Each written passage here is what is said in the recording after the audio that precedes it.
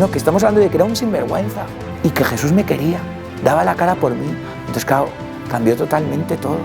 Y en la esperanza y en la súplica, Él actúa, se tira del cielo, baja por cada uno de nosotros.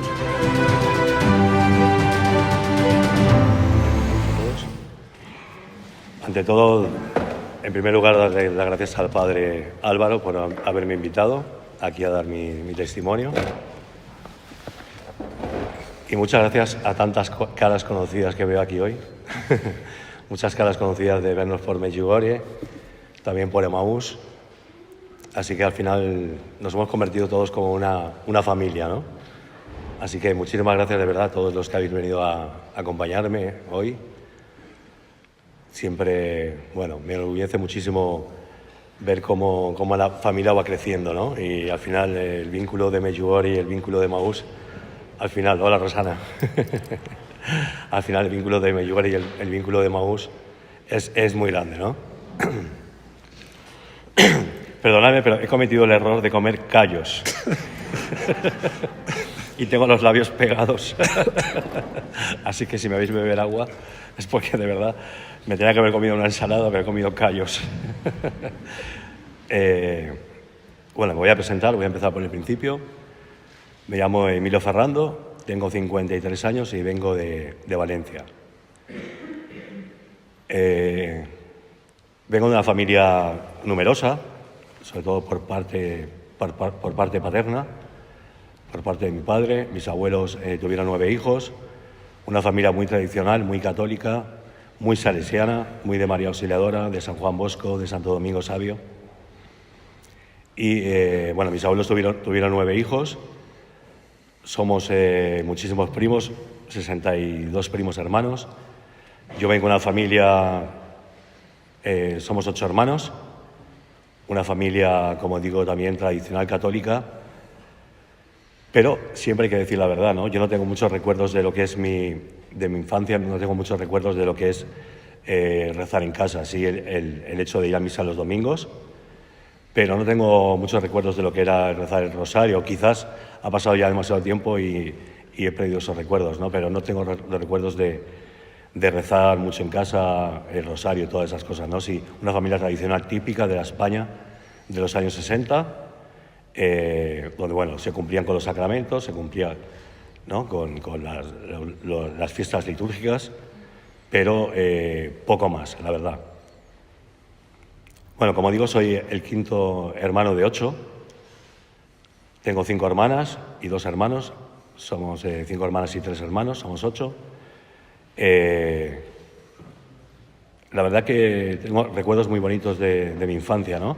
Una casa grande siempre, con mucho jaleo, mucho barullo.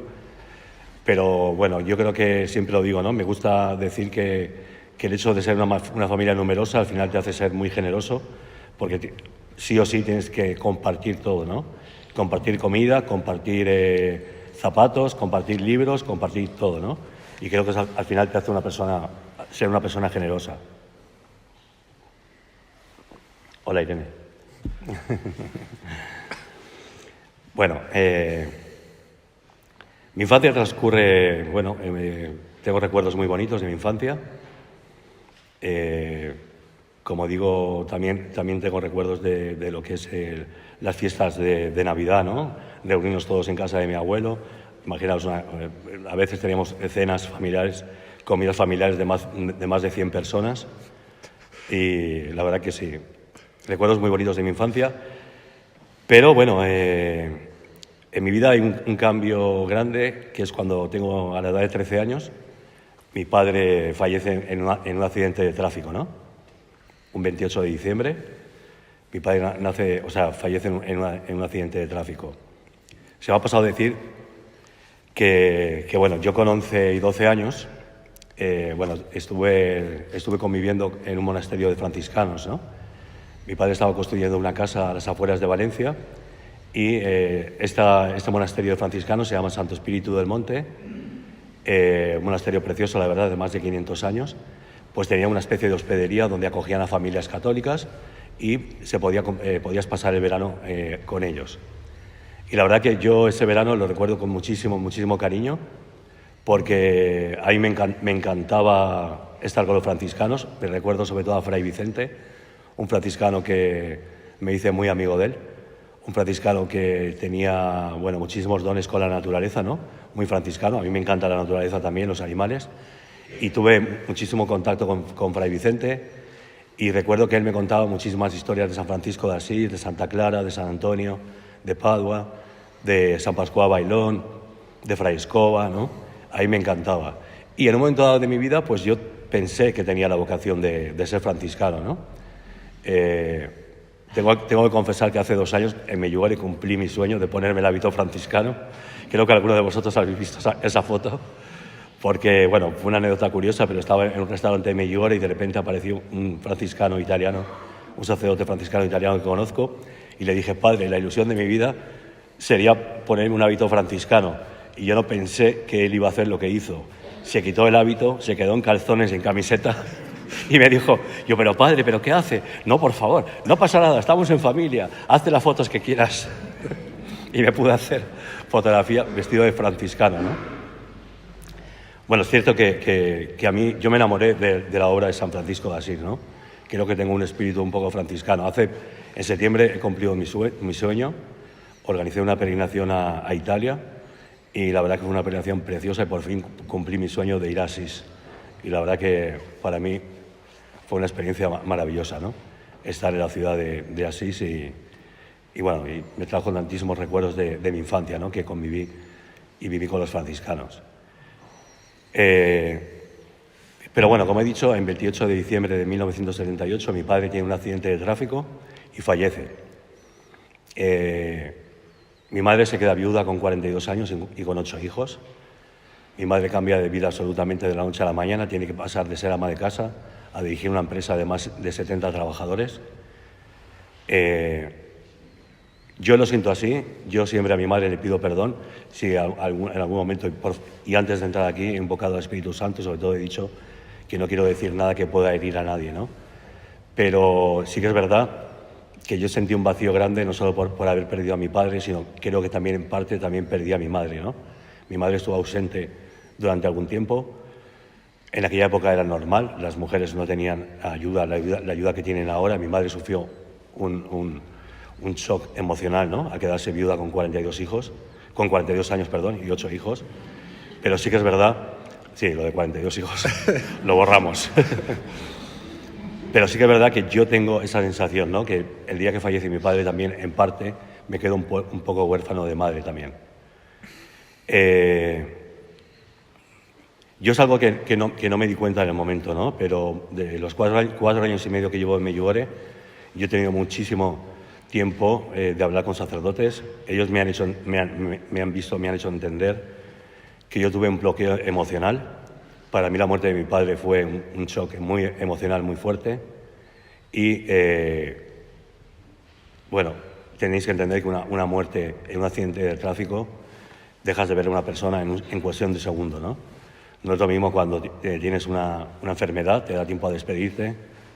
Un accidente de tráfico es algo muy impactante, ¿no? Y es verdad que te cambia la vida en cuestión de segundos. Yo he sido consciente después, con el tiempo, que a mí el accidente de mi padre, la muerte de mi padre, a mí lo que me hizo fue rebelarme absolutamente contra Dios, contra todo lo que significara Dios. Y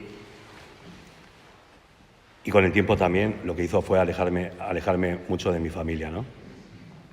¿Por qué digo rebelarme contra Dios? Pues porque yo no supe la muerte de mi padre. Y es algo que me duele decirlo, ¿no? Pero tengo que decir la verdad. Yo no solamente renegué de Dios, sino que también renegué de mi padre.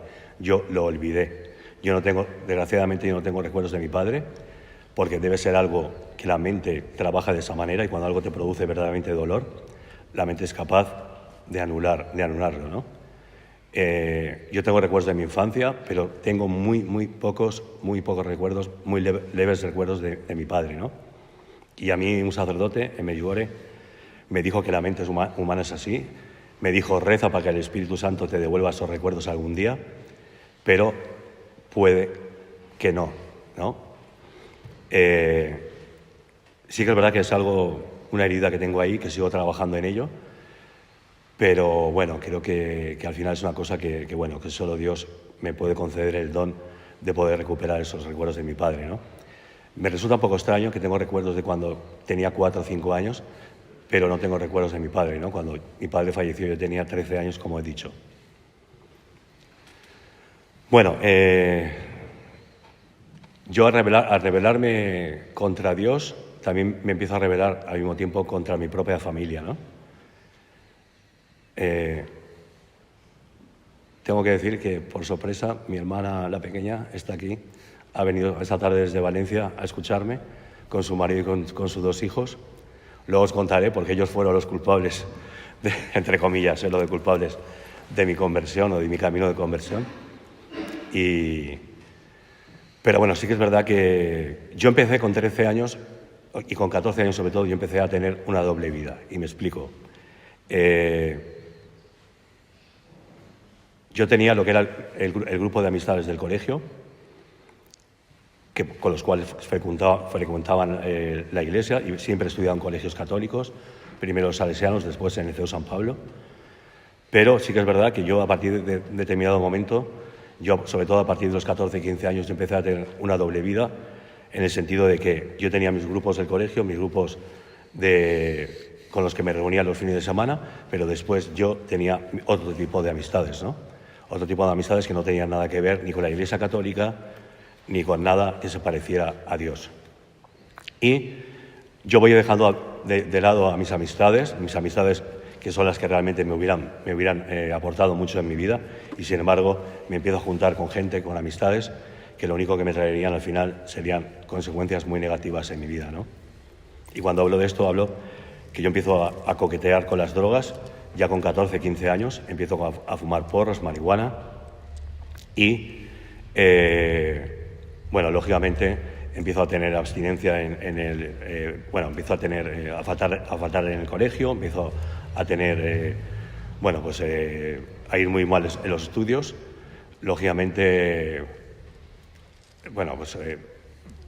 el otro día lo estaba hablando, no sé si con el padre ayer, lo estaba hablando, ¿no? A mí me resulta un poco increíble, ¿no? Que estoy hablando de hace 40 años. Hoy en día tenemos muchísima información sobre lo que son las drogas y todo, ¿no? Pero a mí me resulta increíble cómo en un colegio como el Liceo San Pablo, hace 40 años, a la hora del recreo, en vez de comerte el bocadillo, fumaras porros, ¿no? Y es increíble, pero es la realidad. Era así. A la hora del bocadillo yo tenía una compañera que fumaba porros. Y entonces empecé a fumar porros con ella. Imaginaros empezar en clase a las 9 de la mañana, el recreo a las 10:30 y a fumarte 2 porros, pues imaginaros luego cómo volvías a clase, ¿no? Colocado. Y bueno, yo empecé sobre todo con 16 y 17 años porque yo tuve un problema, entre comillas, y es que yo con 16 y 17 años parecía que tenía más edad, ¿no? Entonces empecé a tener amistades que tenían entre 3 y 4 años más que yo, amistades que frecuentaban discotecas, que empezaban que bebían y que tomaban drogas. Y eso, me empezó sobre todo lo que os digo, me empezó a llevar una doble vida, absolutamente, pero doble vida, ¿no? Yo tenía mis amigos del colegio, mis amigos que frecuentaban los sacramentos, la iglesia, pero luego por la noche yo tenía mis amigos que era todo lo contrario, ¿no? Perdonad, ¿eh?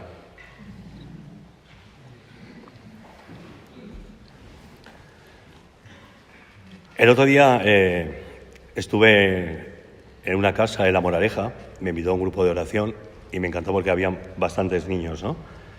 Y yo a los niños les dije, porque me gusta que los niños sean conscientes, ¿no? Yo les dije, el mayor error que yo cometí en mi vida fue irme de casa tan joven, ¿no? Yo me fui de casa muy joven, siendo el quinto hermano, fue el primero que se fue de casa. Y es verdad que yo cometí un error enorme, primero porque me arrepiento muchísimo, porque me perdí muchísimas cosas de mi familia, de mis hermanos, pero también es verdad que irme de casa tan joven me hizo ya perderme absolutamente lo que es pues en los excesos, ¿no? Los excesos tanto de las drogas, el alcohol, el sexo, en fin, todo excesos, ¿no? Sinceramente a mí irme de casa tan joven me arruinó la vida. Me arruinó la vida porque ya no tenía ningún referente, ¿no? Había perdido el referente de mi padre, había perdido el referente de mi madre, de mi familia, de mis hermanos, había perdido absolutamente el referente de Dios y, para colmo, me empiezo a mover en un mundo de izquierdas, en un mundo donde parecía que todo era válido, donde era todo válido a nivel de sexo, donde era todo válido a nivel de drogas, de alcohol. Y yo ahí es cuando, bueno, empiezo a batallar contra la Iglesia, ¿no? Yo me convierto en una marioneta, se lo comentaba ya al padre, ¿no? Yo, si me arrepiento de algo, es de haberme dejado manipular de esa manera, ¿no? Yo me arrepiento tantísimo de haber estado en manifestaciones pro aborto, manifestaciones a favor de la ley del divorcio, en fin, manifestaciones que siempre iban enfocadas siempre hacia contra la Iglesia, ¿no? Y desgraciadamente me vi metido en ese mundo, donde yo al final me convertí en un guerrero beligerante contra la Iglesia Católica, ¿no? Me gustaba incluso que supieran que yo era anti-Dios, anti-Iglesia, anti-clero, bueno, todo lo que significara contra la Iglesia. Ahí estaba Emilio como una marioneta, metido en primera línea. Si tiro de hemeroteca, seguro que hay fotografías del país y de muchos sitios donde Emilio está en primera fila ahí con Rosa Díez, con no sé quién, con no sé cuántos, todos los políticos de izquierda, pues ahí estaba Emilio siempre, en primera línea muchas veces, haciendo el payaso, la verdad. Os lo digo, porque se lo comentaba ya al padre, ¿no? Yo jamás he defendido el aborto, jamás. Vengo de una familia numerosa, tengo 15 sobrinos, me encantan los niños. Pero bueno, son estupideces que haces en la adolescencia, en la juventud, ¿no? Que luego te arrepientes de ellas y gracias a Dios yo me he arrepentido de ello, ¿no? Pero sí que es verdad, se lo comentaba el otro día a los chicos, ¿no? El hecho de irme de casa y luego también el hecho de meterme en movimientos de izquierdas, lo que me hicieron fue perder absolutamente el norte y sobre todo sentirme manipulado absolutamente. Porque al final te hacen creer que todo es válido, ¿no? Todo es válido. A mí me hacían creer que la Iglesia era una institución caduca, una institución machista, solamente dirigidas por hombres, a su propio beneficio. Y bueno, al final parece como que te lo crees, ¿no? Como que te lo crees. Desgraciadamente, bueno, eso me trajo consecuencias muy negativas, ¿no? Yo con 22 años me voy a vivir a Estados Unidos. Después de irme de casa, estoy viviendo solo, compartiendo piso en Valencia y luego me voy a vivir a Estados Unidos y ahí realmente en Estados Unidos sí que empieza mi declive absoluto, ¿no? Porque bueno, en principio en aquella época no había teléfonos móviles, no habían teléfonos móviles, bueno, el contacto era mucho más difícil hace tantos años que ahora, ¿no? Pero yo, en principio, y creo que mi hermana y mi cuñado probablemente se estén enterando en este momento, pero en principio mi familia siempre me situó en el estado de Virginia, en una ciudad, en un pueblo pequeño, pero no, yo en Estados Unidos viví en diferentes sitios, y sobre todo pasé muchas noches de locura y de excesos en la ciudad de Nueva York, ¿no? Yo siempre digo que Nueva York es una ciudad maravillosa, pero para mí se convirtió en un Sodoma y Gomorra, donde ahí experimenté todo tipo de cosas, experimenté con todo tipo de drogas y realmente pues eso fue bastante revulsivo en mi vida, ¿no? Después de mi experiencia en Estados Unidos, caigo en Madrid. Ayer se lo comentaba, creo que a Marta y a Bárbara, se lo comentaba, ¿no? Yo tengo una relación preciosa con Madrid, he vivido 24 años en Madrid, pero sí que es verdad que ahora cada vez que vengo me trae también muchos recuerdos negativos de mi época de desfase, de locura, de drogas, de after hours, de noches sin control. Y bueno, sigo amando Madrid, por supuesto. Es una ciudad que me ha acogido con los brazos abiertos durante 24 años, pero también es verdad que es una ciudad que a mí me trajo muchos problemas en mi vida, ¿no? Yo no es que me haya movido siempre en la oscuridad, ¿no? Que es verdad que viví durante más de 35 años en la oscuridad y en el pecado. Pero también fui una persona que tuvo su éxito, ¿no? A nivel profesional. Yo trabajé en una multinacional americana durante casi 14 años. Y bueno, quizás el hecho también de tener éxito, tener dinero, tener todo, una buena posición, ¿no? También quizás eso me llevó un poco a vivir la vida demasiado ligeramente, ¿no? Y a no valorar las cosas al final todo es... en mi vida todo se convirtió un poco en materialismo. Bueno, un poco no, bastante en materialismo. Yo me volví un consumista total. Yo lo quería todo de marca, todo caro. Al final gastaba muchísimo dinero en cosas superficiales. Pero al final, después de tanto tiempo, ¿no? Y sobre todo ahora en mi camino de conversión, al final siempre me doy cuenta que a mí lo que realmente me faltaba era Dios, ¿no? Yo había sacado a Dios de mi vida, con lo cual no tenía nada a lo que sujetarme, ¿no? El otro día estaba hablando con una persona y yo le decía qué suerte tenemos la gente que tenemos fe, ¿no? Que tenemos fe porque parece como que los sufrimientos, las enfermedades, todo se lleva mejor, ¿no? Y es verdad. Yo con el tiempo me he dado cuenta que es absolutamente cierto. Bueno, yo me paso muchísimos años engañando, porque al final cuando tienes un problema de adicción y sobre todo un problema de doble vida como llevaba yo, al final lo que haces es engañar a todo el mundo, ¿no? Y yo parece que era demasiado estúpidamente inteligente, que engañaba a todo el mundo, incluso en la multinacional americana en la que trabajé nadie se dio cuenta de mi problema, ¿no? De mi problema de adicción a la cocaína. Pero obviamente las cosas se empiezan a complicar, se empiezan a deteriorar y pues llega un momento en que, bueno, las cosas empiezan a caerse, ¿no? A desmoronarse una detrás de otra. Yo, desgraciadamente, con mi familia ya tenía poco contacto, con algunos de ellos prácticamente inexistente, pero sí que es verdad que bueno, yo otro error que cometí en mi vida es cuando algunos de mis hermanos detectaron que yo tenía algún problema de adicción y yo lo negué.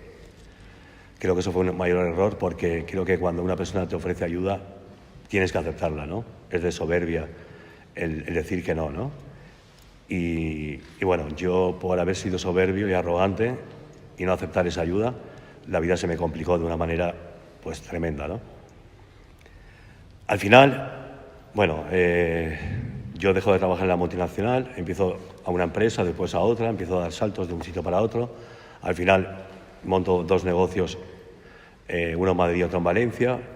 Los negocios empiezan a caerse no solamente porque empezó la crisis fuerte en España, sino que obviamente también mi dependencia a la cocaína me hacía gastar demasiado dinero en lo que no debía haber gastado. Y, pues bueno, llega el momento, en finales de 2013, que toda mi vida se empieza a desmoronar, ¿no? Se empieza a desmoronar y, sobre todo, lo que más me duele es que yo pierdo todo contacto con mi familia. Llega un momento en que yo no quiero saber nada de mi familia.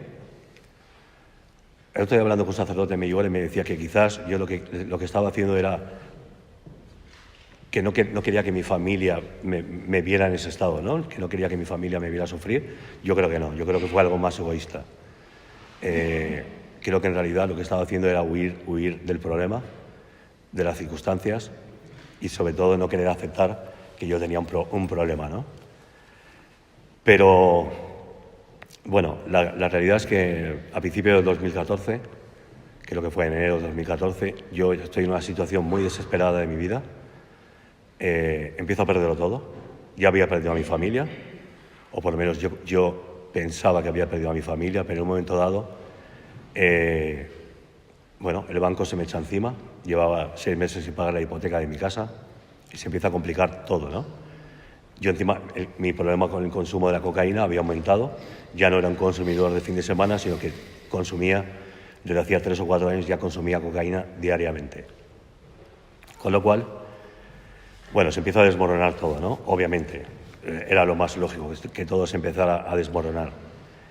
Y, bueno, en un momento dado, ya en febrero de 2014, me veo en una situación desesperada, me veo sin dinero, me veo con el banco encima, no puedo hacer frente a mis gastos, empiezo a quedarme, bueno, me cortan la luz en casa, me cortan el agua, me cortan el gas, empiezo a puentear todo, a hacer trampas, a puentear el contador de la luz, en fin. Cuando quizás lo más lógico hubiera sido coger el teléfono y decir, tengo este problema a alguno de mis hermanos, a mi madre, tengo este problema, ayudarme, ¿no? Echarme un cable, pero no. Yo era soberbio, arrogante y nunca lo hice. Y, bueno, empiezan todo a complicarse hasta el punto de que yo llega un momento que no encuentro sentido a mi vida, ¿no? No encuentro sentido a mi vida y, bueno, pues en un momento dado, el último dinero que me quedaba, porque creo que no hubiera tenido el valor de hacerlo o tener ese sentimiento si no hubiera sido bajo el efecto de la cocaína, pues con el último dinero que me quedaba, bueno, conseguí cocaína y en un momento dado pues intenté quitarme la vida, ¿no? Intenté suicidarme. Yo vivía en un cuarto piso, intenté suicidarme tirándome por el balcón. Recuerdo que abrí las ventanas, los balcones de mi casa, y cuando estaba a punto de echarme al vacío, perdonad los que me habéis escuchado el testimonio muchas veces, pero lo tengo que contar porque ocurrió así, ¿no? Pero es cierto que en un momento dado, yo tenía en ese momento una mascota, un perro, un bulldog francés, que no sé si lo sabéis, pero es una raza que no ladra nunca, y en un momento dado el perro estaba roncando al fondo en la habitación, y en un momento dado el perro se levantó como un loco, vino ladrando desde la habitación hasta donde yo estaba en el salón, se puso a ladrarme a mi lado, se puso a dos patas, me empezó a empujar y a ladrarme, y al final yo ahí me derrumbé, me puse de rodillas, me puse a llorar, abracé a mi perro y por primera vez en muchos años entendí que Dios había utilizado a mi perro, a mi mascota, para no hacer la locura que iba a hacer en ese momento. Y así fue. Todavía me emociono cuando lo pienso. Pero así fue, ¿no? Dios utiliza cualquier cosa, cualquier instrumento, y Dios utilizó a mi perro para que yo no hiciera eso. Bueno, gracias a Dios y a mi perro no hice esa locura, ¿no? Ayer creo que se lo comentaba al padre, no me acuerdo, pero me duele tantísimo decir esto, ¿no? Pero yo en un momento dado, yo estaba tan enfadado con Dios, con mi vida, con mi familia, con todo, ¿no? Que a mí en el momento, antes de pensar tirarme por el balcón, lo único que me preocupó fue mi perro. Yo no pensé ni en mi madre, ni en mis hermanos, ni en mis sobrinos, solamente pensé en mi perro. Yo pensé, ¿cuánto tiempo va a tardar la gente en entrar en mi casa y poder sacar a mi perro? Y me duele decirlo, ¿no? Pero así fue, fue lo que pasó por mi cabeza. Bueno, yo creo que mi hermana Mapi, que está ahí sentada al fondo, yo creo que ella fue mi ángel de la guarda. Ella fue la que realmente... No sé por qué, la verdad que tampoco he hablado nunca con ella, pero no sé lo que le hizo al día siguiente o a los 2 días. Bueno, no importa las fechas, ¿no? Pero ella le hizo al día siguiente o a los 2 días venir a mi casa porque estaba preocupada, porque yo sé que me quiere, y quiso hablar conmigo, pero yo no le permití subir a mi casa. Primero porque me daba vergüenza cómo estaba mi casa. Y también tengo que decir la verdad, porque todavía encima de la barra de la cocina me quedaban 2 o 3 rayas de cocaína. Y no le dejé subir. Entonces yo le dije, no, yo bajo a la calle a hablar contigo. Y bueno, tuvimos una riña fuerte, discutimos. Y yo al final, con toda la crudeza del mundo y con toda la crueldad del mundo, le dije, no quiero saber nada de vosotros, para mí estáis todos muertos. Y yo seguí con mi soberbia y con mi arrogancia, la dejé sola en la calle llorando y me fui. Y ahí la dejé. Y bueno, yo sé que ya lo pasó mal. Obviamente me imagino porque la conozco y es tan sensible. Aunque ahora se ríe, que está ahí, que la veo, pero yo sé que ella me quiere muchísimo, lo sé, yo también a ella, y yo sé que lo pasó muy mal, ¿no? Cuando ella llegó a casa, ella, bueno, seguro que, como la conozco, seguro que se pasó todo el día llorando, y cuando llegó Juanma a casa por la noche, pues obviamente, bueno, le contó lo que había sucedido, y yo creo que ahí mi cuñado es argentino, lo digo porque testarudo. Yo creo que mi cuñado dijo, mira, yo estoy hasta el gorro de tu cuñado, de tu hermano, ¿no? Me está haciendo así con la cabeza, con lo cual creo que no me equivoco. Dijo, mira, yo ya no sé qué hacer con tu hermano, mira, no sé, pero ya estoy hasta el gorro, a ver si encontramos una solución, porque ya, como ya, ¿sabes? O sea, como con esta no escarmiente, ya pasamos de que le den, ¿sabes, no? Creo que fue así, ¿no? Sí, dice que sí. Y bueno, no importa si fue un sueño, no importa si fue una imagen, en fin. Yo sé que Juanma esa noche tuvo un sueño y bueno, un sueño en el que la Virgen le decía, coge a tu cuñado y llévatelo a Medjugorje. A ver, nosotros en nuestra familia, yo creo que había escuchado hablar de Medjugorje solamente una vez. Y fue como en 2010, creo que fue en 2010, no, perdón, en 2010 creo que fue, cuando de repente un día, yo vivía en Madrid, pero voy a Valencia y de repente mi hermana me dice, qué bien he estado. ¿Sabes que hemos estado en un pueblo que se llama Medjugorje, en Bosnia-Herzegovina, donde desaparece la Virgen? Y yo le dije, hermana, se te ha ido la cabeza completamente. Claro, yo llevaba muchísimos años sin creer en Dios, muchísimos años alejado de la iglesia. Cuando mi hermana, que es supernumeraria del Opus Dei, me viene y me dice que ha estado en un pueblo de Bosnia-Herzegovina donde aparece la Virgen, realmente pensé, mi hermana se le ha ido la cabeza del todo. Pero, bueno, no recuerdo exactamente los detalles, perdonad, pero creo que también son lagunas que me ha producido la cocaína. Pero no recuerdo exactamente los detalles, pero lo que sí que sé, que al día siguiente, a los 2 días, mi cuñado se presentó en mi casa. Yo entonces a él sí que le dejé subir. Y cuando entró me dijo, mira, tengo un puesto de trabajo para ofrecerte en mi empresa, pero te pongo una condición, y es que te vengas conmigo a Medjugorje. Yo en ese momento ni me acordaba que mi hermana me había pronunciado una vez ese nombre tan extraño, ni me acordaba, pero como mi cuñado es de origen croata, y yo le había escuchado una vez decir que su padre estaba tramitando la doble nacionalidad, yo no sé por qué me imaginé que mi cuñado, como yo había sido tan bueno, que mi cuñado me estaba invitando a irme de vacaciones con él a Croacia. Y sí, a mí Medjugorje, ese nombre me sonó como a Croacia, pero a mí en ese momento, la verdad, ni me interesaba lo que era Medjugorje, ni me importaba. Y tampoco lo sabía ni me importó, ¿no? Mi cuñado todavía a día de hoy sigue pensando cómo le dije que sí tan rápidamente, ¿no? Cuando le dije sí. Y bueno, y así, creo que mi cuñado se metió en internet y vio que había una peregrinación que salía a los pocos días desde España hacia Medjugorje, ¿no? Y me apuntó y nos fuimos a Medjugorje. Yo sin saber ni tener ni idea de lo que era Medjugorje, ni me importaba en ese momento, la verdad. Pero bueno, la cuestión es que acabo subido. Bueno, recuerdo que nos juntamos con algunos peregrinos, fuimos un grupo de 22. Recuerdo que nos juntamos con algunos peregrinos en el aeropuerto de Madrid, en Barajas, y recuerdo que yo ahí empecé a ver cosas extrañas, ¿no? Porque de repente veía gente que llevaba esto colgado del cuello, otra ya lo llevaba en la mano, y yo decía, qué gente más rara, ¿no? Claro, yo no estaba acostumbrado a moverme con ese tipo de gente, ¿no? Y yo decía, qué gente más rara. Y recuerdo que luego hicimos un vuelo Madrid-Múnich, y cuando llegamos a Múnich, recuerdo que estábamos en una sala de espera donde de repente veo en un monitor que pone Sarajevo. Y yo entonces, aquí, creo que cuando le dije a mi cuñado, ¿y por qué vamos a Sarajevo si nosotros vamos a Croacia? Y creo que ahí mi cuñado me dijo, ¿y a ti quién te ha dicho que vamos a Croacia?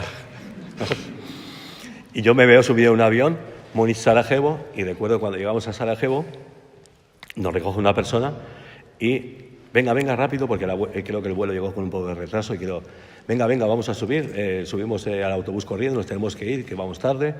Y lo primero que dice esta persona en el autobús es, quien se piense que viene a hacer turismo a este país, ya se puede bajar del autobús ahora mismo, porque vamos a un pueblo que hay aquí en Bosnia-Herzegovina donde desaparece la Virgen. Y yo ahí es cuando dije, vamos a ver, mi cuñado de Valencia a Madrid pegado a mi lado, de Madrid a Múnich a mi lado en el avión, de Múnich a Sarajevo a mi lado en el avión. ¿Y ahora dónde está mi cuñado? Y mi cuñado obviamente estaba escondido al principio, y cuando el guía dijo eso de quien se piense que viene a hacer turismo se puede bajar del autobús, yo pensé en bajarme. Pero os digo que hice así y no tenía ni un céntimo en el bolsillo, con lo cual dependía económicamente de él, y obviamente tuve que continuar el viaje en ese autobús. Recuerdo que el guía nos hizo una explicación un poco de Sarajevo, de lo que era Medjugorje, no sé cuánto, y luego recuerdo que una chica que venía en la peregrinación agarró el micrófono y no lo soltó, creo que en 2 horas. Rezó todo lo que se puede rezar. Tres misterios del Rosario, la Divina Misericordia, el Ángelus, oración a Santa Brígida, bueno, no sé. Yo tengo, a lo mejor exagero, pero tengo la noción de que esas 2 horas y media de viaje fue un horror para mí. Porque yo me había olvidado de rezar el Padre Nuestro, os lo digo. Imaginaos, yo 35 años prácticamente sin pisar una iglesia y me subo con un grupo de extraterrestres, que para mí eran extraterrestres, que no tenían nada que ver conmigo. Obviamente el único que no tenía nada que ver con el grupo era yo. Bueno, menos 2 que luego os contaré. Y sí que recuerdo que aquel viaje se me hizo interminable, pero interminable. Yo decía, esta mujer, ¿por qué no se calla? Pobrecita, ¿eh? Le pido perdón, pero era lo que yo pensaba en ese momento. Y para colmo, cuando llegamos a Medjugorje, o sea, de repente era un tiempo horrible, era frío, viento, lluvia, un tiempo horrible, ¿no? Y encima pasamos por ese pueblo, que es un pueblo pequeño, y estaba todo a oscuras. Y yo decía, yo tengo que estar aquí 3 días y medio en este pueblo, que no hay nada, que está muerto, o sea, ¿pero esto qué es? Imaginaos cómo llegué yo a Medjugorje, ¿no? Yo llegué enfadado, bueno, puedo decir todos, bueno, cabreado, objetivos, enfadado, enojado, en fin. Porque me sentí engañado, y en realidad el único que se engañó fui yo, ¿no? Pero sí que es verdad que yo, no sé por qué, me había hecho otra historia de ese viaje, ¿no? Y encima, para colmo, recuerdo que cuando llegamos al hostal, a la pensión donde nos alojamos, llegamos tarde y de repente el guía de nuevamente dice, corriendo, bajamos del autobús, vamos a comer, cuando terminamos de comer sacamos las maletas del autobús, subimos a las habitaciones, en fin, nos lavamos los dientes y a las 5 menos cuarto aquí, todo el mundo abajo, que nos vamos a la parroquia. Y digo, ¿pero cómo que a la parroquia? O sea, vamos a ver, ¿pero yo dónde vengo? O sea, ¿cómo que a la parroquia? Después de 2 horas y media rezando todo lo que se puede rezar en el autobús, y ahora este tío me dice, perdón por lo de tío, este hombre me dice que tenemos que ir corriendo a la parroquia. Bueno, pues sí. Obviamente, yo desde que entramos en Medjugorje hasta el hostal, lo único que buscaba era, por Dios, un bar abierto. Un bar abierto, ¿no? Pero todo cerrado, todo oscuro y todo cerrado. Y con un viento y un frío y una lluvia tremenda, ¿no? Pues bueno, efectivamente, 5 menos cuarto, nos reunimos abajo, vamos caminando hasta la parroquia. Como os digo, un tiempo horrible. Al final, después entendí que Dios hizo que ese día fuera así, porque yo sí o sí tenía que entrar en esa iglesia. ¿Dónde voy a ir? Si está todo cerrado, no hay ningún bar abierto, con ese viento, ese frío y esa lluvia, Emilio tenía que entrar en la iglesia de Medjugorje, sí o sí. Y sí que es verdad que recuerdo que la primera escena que tengo en mi memoria, muchas veces me vienen recuerdos de aquellos días, porque creo que estaba tan impresionado de ese viaje, ¿no? que a veces los recuerdos van y vienen, pero sí recuerdo una escena que ver un paraguas enorme, creo que era blanco y amarillo del Vaticano, y cuando miro debajo del paraguas veo 2 hábitos franciscanos y los nudos franciscanos. Y entonces eso me trajo muchísimos recuerdos de mi infancia, ¿no? Yo no sabía ni lo que era Medjugorje, cómo iba a saber yo que la parroquia de Medjugorje está regida por franciscanos, ¿no? Pero sí recuerdo que esa imagen se me quedó ahí, ¿no? Y me emocioné, ¿no? Me emocioné porque yo creo que llevaba 35 años sin fijarme en un hábito franciscano. Pero ver ahí a dos hábitos franciscanos de los cordones debajo de un paraguas, como que me impresionó, ¿no? Y al final, pues bueno, tuvimos que entrar en la iglesia. Yo, digo la verdad, entré a la iglesia, hice así, miré una pared para apoyarme y dije, bueno, lo de siempre, 2 minutos, estoy en la iglesia 2 minutos, me aburriré, diré vaya rollo y me iré a buscar un bar. Digo, ¿pero qué bar? Si está todo cerrado. Y sí que recuerdo, cuando llegamos, éramos un grupo de 22, y sí recuerdo que la iglesia estaba llena, ¿no? Y que algunos se pudieron sentar, pero otros nos tuvimos que quedar de pie porque la iglesia estaba llena. Y también recuerdo perfectamente que a mí me emocionó muchísimo ver cada vez que las puertas se abrían, ver que la gente, todo el mundo que entraba, fueran niños, fueran ancianos, fuera gente de mediana edad, adolescentes, todo el mundo llevaba un rosario en la mano, todo el mundo. Y en febrero, en el mes de febrero, en Medjugorje no hay peregrinos, no hay peregrinaciones, con lo cual la iglesia estaba llena de gente del pueblo, ¿no? gente local, parroquianos. Y eso me impresionó muchísimo. Y recuerdo que en un momento dado me derrumbé, porque cada vez que se abrían las puertas, yo sin querer, mi mirada iba siempre a las manos de la gente y todo el mundo llevaba un rosario a las manos, todo el mundo. Y eso me emocionó, ¿no? Me emocionó hasta el punto de que bueno, caí y yo recuerdo que el programa era como ahora, como en invierno, ¿no? El programa empezaba a las 5 de la tarde, terminaba a las 10 de la noche, con una hora y media más o menos, de 7:30 a 9 de descanso. Pero yo recuerdo que me quedé clavado ahí en un metro cuadrado, clavado prácticamente durante 5 horas, sin poderme mover, ¿no? Y sí recuerdo que de las 5 horas, yo no sé, yo recuerdo que como 2 o 3 horas me las tiré llorando, pero a moco tendido, como hacía años y años que yo no lloraba. Me emocionó muchísimo la fe, ¿no? La fe del pueblo, y me emocionó todo. Pero también es verdad que en enero y febrero, Medjugorje, la parroquia tiene traducción simultánea, pero en enero y febrero, por lo general, los guías toman vacaciones y no hay traducción, ¿no? Con lo cual, yo no entendía nada. Era todo en croata, ahora entiendo el croata, pero en aquella época no entendía nada, ¿no? Y parecía como que lo entendía todo, ¿no? Y en un momento dado, recuerdo, yo lloraba de una manera un poco infantil, ¿no? Un poco, bueno, eso que parece como que te ahogas, ¿no? Y recuerdo que se me acercó una señora, me vio llorando, entonces se acercó con una botella de agua, luego una chica joven se me acercó con un paquete de Kleenex, otro hombre me pegaba palmadas en la espalda, pero yo no paraba de llorar. Y en un momento dado, bueno, me pasaron varias anécdotas. Recuerdo una pareja muy moderna que entraron, que se me quedaron los dos sonriendo. Yo que venía de la noche, de la modernidad y todo eso, ¿no? Y una pareja que luego nunca he vuelto a ver en mi vida. Pero entraron y se me quedaron sonriendo, ¿no? Y él y ella llevaban un rosario también en la mano. Y sí recuerdo que bueno, que me hundí, ¿no? Me puse a llorar desconsoladamente. Y en un momento dado, a mí cuando me preguntan, ¿y explica eso? Yo no lo sé explicar, pero yo sentí una voz en mi corazón, ¿no? Una voz en mi corazón, una voz dulce, de madre, que me decía, bienvenido a casa, ¿no? Y entonces ahí sí que caí absolutamente rendido, caí. Bueno, han pasado casi 5 años y todavía me emociono, ¿no? Recordarlo. Pero no sé cómo explicarlo, no. Una vez escuché el testimonio de María Baijonájera y entendí que a ella le costaba explicarlo, ¿no? ¿Qué fue ese sentimiento, ¿no? Pero yo os puedo decir sinceramente que yo en mi corazón sentí una voz que me decía, y me dice, ¿y cómo te puede hablar una voz al corazón, no? Pues sí, yo lo sentí en el corazón. Y en el corazón es cuando sentí, bienvenido a casa. Imaginaos para mí lo que fue el shock, ¿no? O sea, salir de aquella parroquia. Bueno, se me había comentar, en aquel viaje venían 2 personajes peculiares como yo, que uno era ateo y el otro había estado en la cárcel, bueno, en fin, dos chavales también con vidas complicadas, ¿no? Y dije, bueno, por lo menos voy a tener a alguien de mi, ¿no? De mi estilo, ¿sabes? Con los que por lo menos, bueno, pasaremos los 3 días aquí como podamos los 3, ¿no?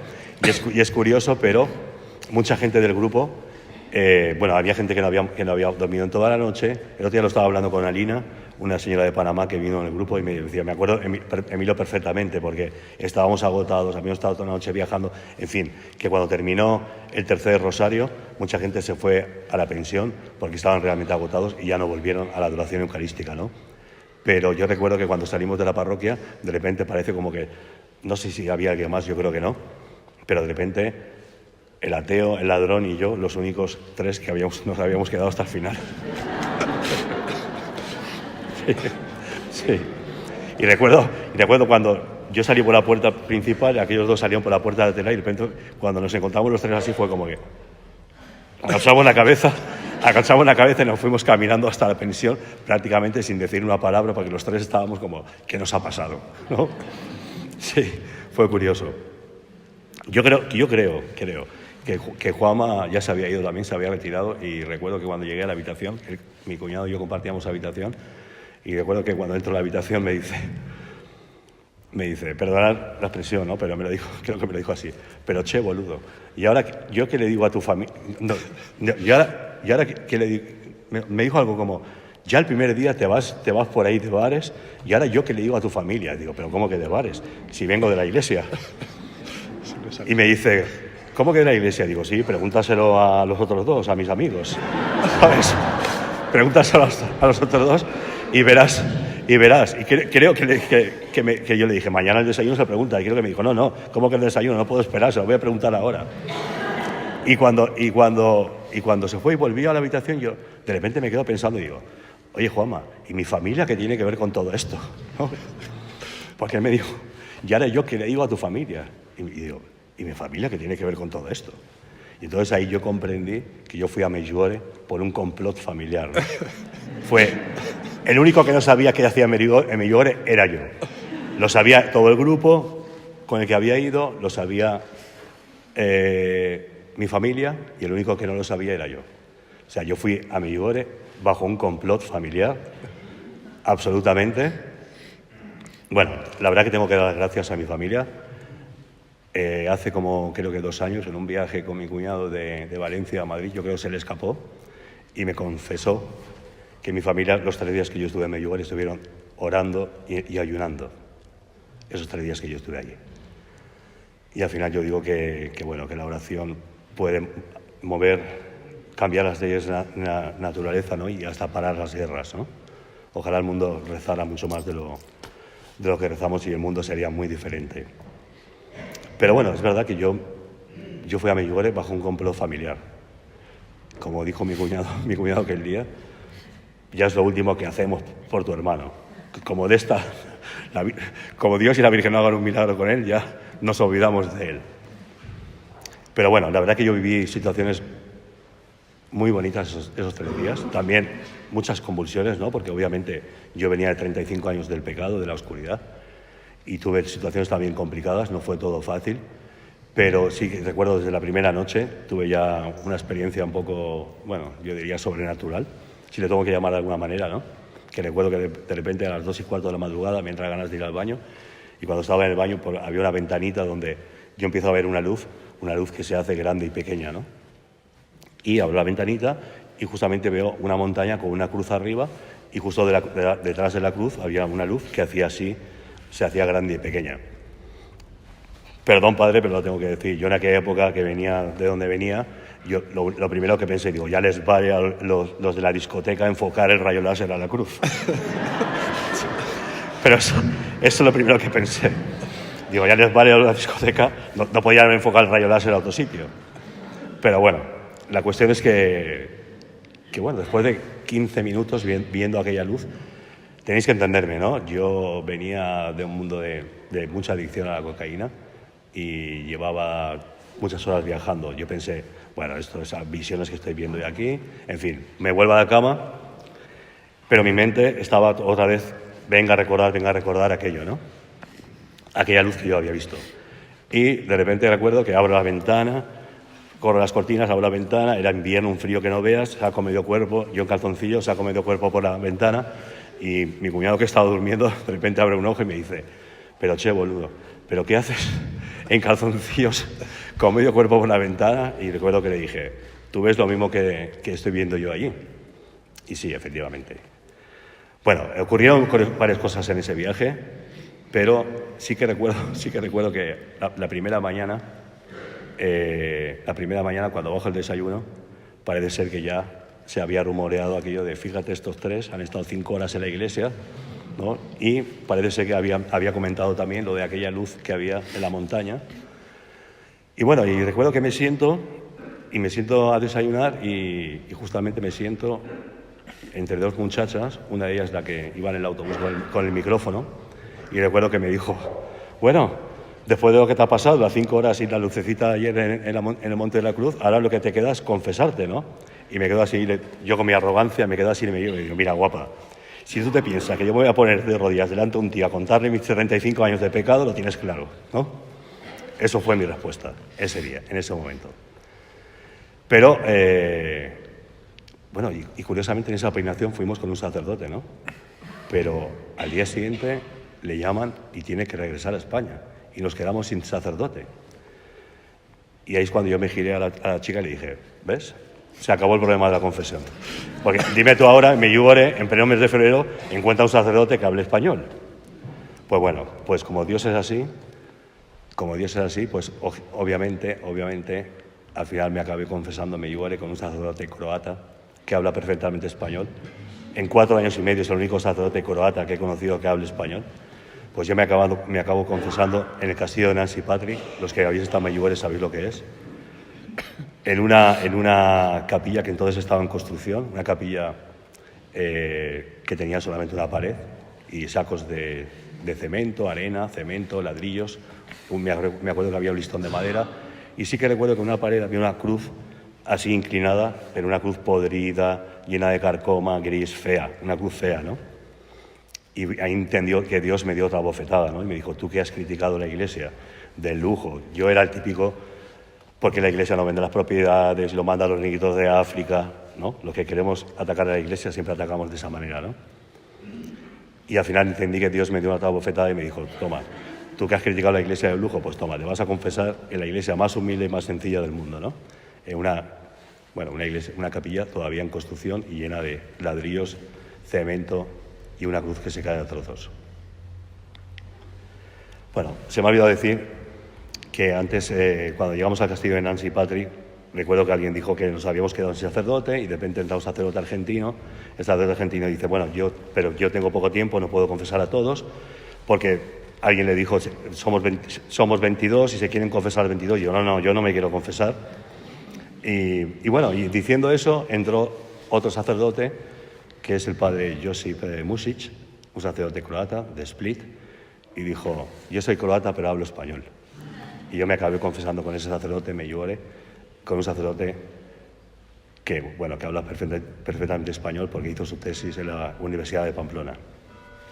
Bueno, la cuestión es que entenderme que yo los 3 días que estuve en Medjugorje tuve sensaciones muy extrañas, ¿no? Primero no entendía cómo yo había aguantado 5 horas en la iglesia, no entendía muchas cosas, ¿no?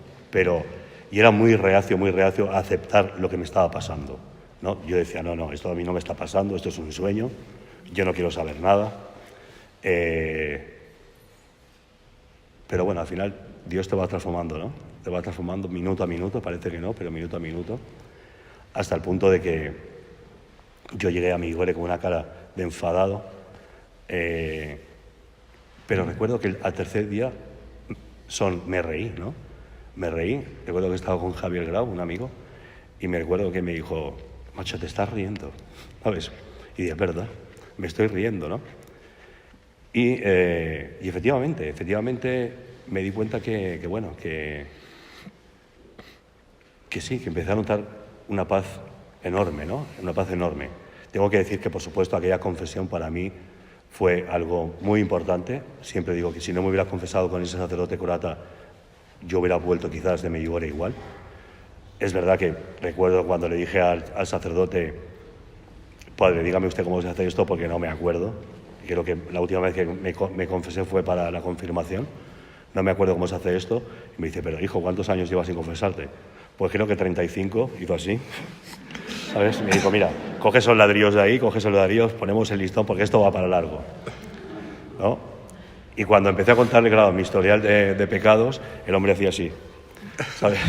Y me dice, mira, vamos a parar un momento, para, porque yo era como, ¿no? Como una metralleta, yo le quería decir todo rápido, que me decía la absolución y irme corriendo, ¿no? Pero me dijo, no, espera, esto no es así. A ver, vamos a hacer primero tu relación con Dios, tu relación con tus seres queridos y después, no me acuerdo, pero la verdad que él me lo estructuró, ¿no? Porque yo lo único que quería era escapar de allí, pero no, la verdad que reconozco que para mí esa confesión fue algo precioso, fue una confesión que a mí, sinceramente, creo que fue lo que me hizo resurgir. Para mí esa confesión fue mi resurrección, absolutamente, ¿no? Aunque no fui consciente en ese momento, pero sí, obviamente, fui consciente después, ¿no? Porque efectivamente, después de la confesión, mi cara empezó a cambiar. Ya no había esa tristeza, esa amargura, ese mal genio que tenía siempre en la cara, aunque por ahí algunas amigas dicen que lo sigo teniendo. Pero no, sí que es verdad que aquella confesión para mí fue realmente mi resurrección, ¿no? Y, bueno, llegó un momento que obviamente había que irse de Medjugorje. había que irse de Medjugorje. Pero yo volví a España y lo primero que hice fue llamar a mi hermano Jaime y le dije, quiero que convoques una reunión en tu casa y quiero reunirme con todos, y efectivamente es lo que hice, ¿no? Yo me reuní con toda mi familia, creo que fue un domingo, el primer domingo que estuve en Valencia. Hicimos una comida familiar en la cual yo me reencontré con mi madre después de muchos meses de distancia, de no hablar con ella, de estar peleado con ella y con muchos de mis hermanos, prácticamente con todos. Me reencontré con mi familia, ahí pudimos reconciliarnos todos.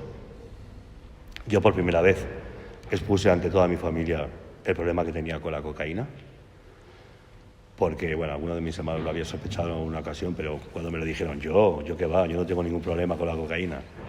Pero bueno, sí que es verdad que aquella reunión familiar fue el reencuentro también con mi familia. Yo doy gracias a Dios por haber tenido esa oportunidad, ¿no?, de ese reencuentro con mi familia. Pero había un problema, y es que en mi cabeza lo único que había era el pensamiento de regresar a Medjugorje, ¿no? Pero claro, yo en ese momento lo había perdido todo prácticamente, no tenía nada, no tenía medios económicos, digo, ¿y ahora cómo yo vuelvo a Medjugorje, no? Y en un momento dado yo se lo planteo a mi familia y mi familia me apoyan, y me apoyan económicamente, me compran el billete de avión y me dicen, vete a Medjugorje.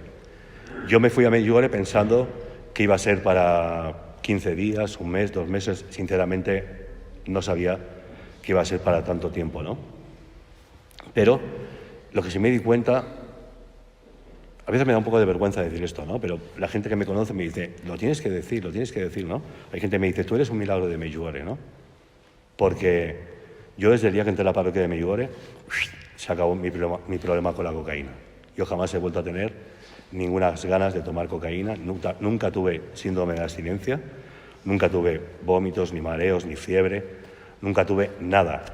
Mi problema con la cocaína se acabó el día que yo entré en la parroquia de Medjugorje, cuando yo sentí aquella voz que me dijo, bienvenido a casa. Yo nunca hice ningún tratamiento, lo intenté, pero por problemas personales no pude entrar en la comunidad Cenáculo, por ejemplo, y en alguna otra comunidad que lo intenté. Y al final, bueno, estando en España me di cuenta que no me acordaba de la droga, no me acordaba. Y yo decía, ¿pero cómo puede ser? Yo he sido adicto a las drogas durante más de 20 años. Y los últimos años, diariamente, fui adicto a la cocaína. Y yo decía, ¿pero cómo puede ser? Esto, qué cosa más extraña, ¿no? Y no tengo ganas ni tentación, ni siquiera de ir a buscar. Yo en mi teléfono todavía tenía teléfonos de la gente que me vendía droga, pero no tuve ningún momento tentación de llamar a nadie. Y bueno, y luego también todo lo que yo había experimentado en Medjugorje, me apetecía vivirlo solo, y creo que necesitaba, estoy seguro que necesitaba vivirlo solo, ¿no? Y bueno, yo el 16 de abril estaba regresando a Medjugorje absolutamente solo, sin conocer a nadie en Medjugorje,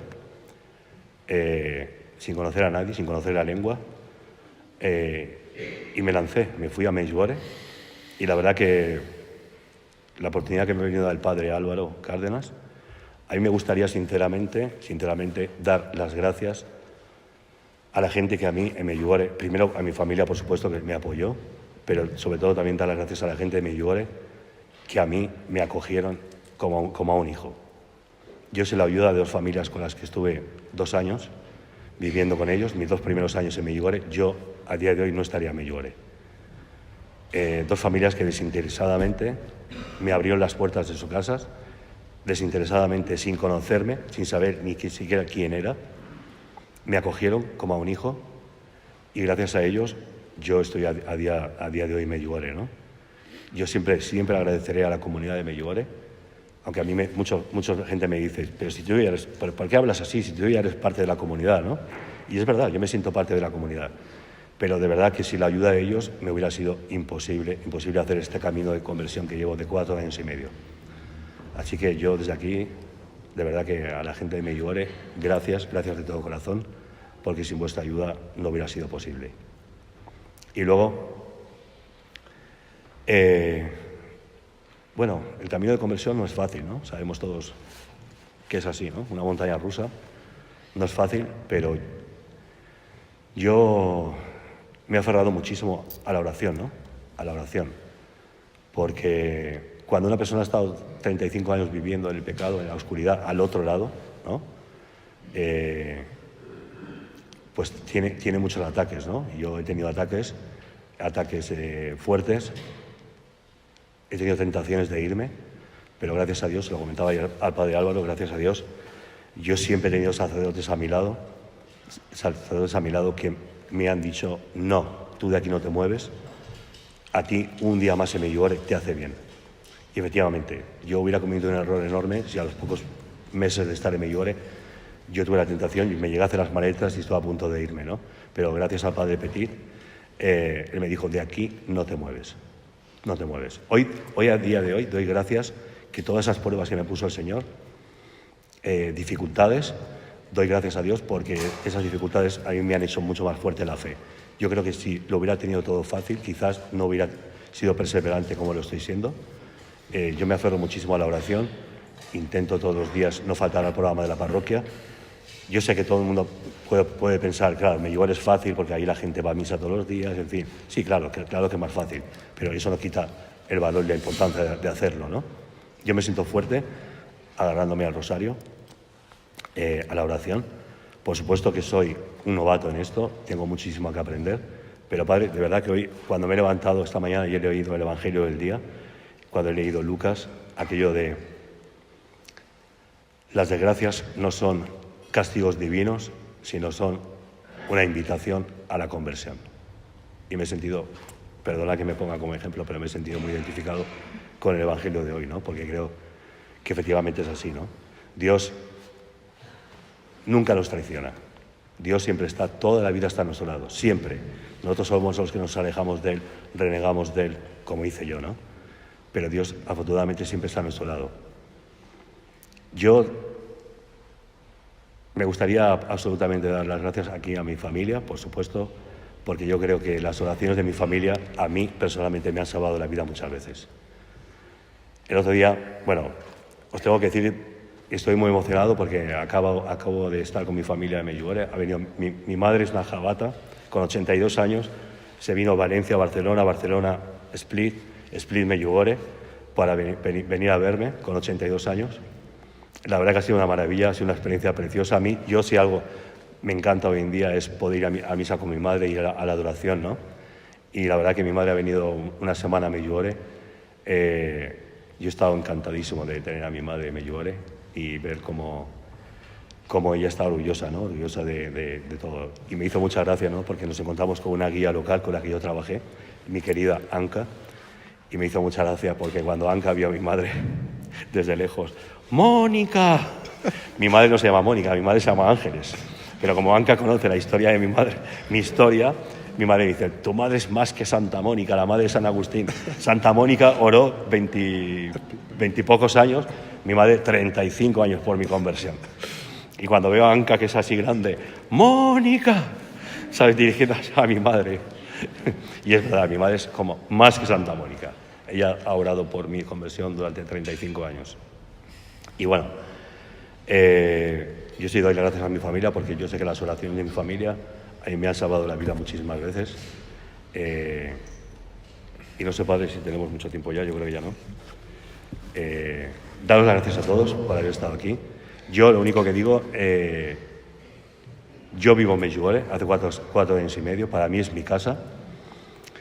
Yo me quedé muy tranquilo el otro día porque aparte de mi madre vino mi hermana la mayor con mi cuñado y mis 3 sobrinos. Me quedo muy tranquilo cuando el día que los despedí en el aeropuerto de Split, todos abrazando me dijeron, Medjugorje es tu casa, es tu casa. Y me dijeron, estamos orgullosos de ver cómo la gente te quiere, cómo todo el mundo te aprecia, todo el mundo te tiene cariño en Medjugorje, cómo la gente te abre las puertas de sus casas.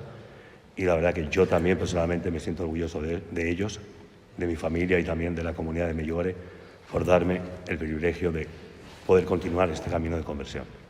Muchas gracias a todos.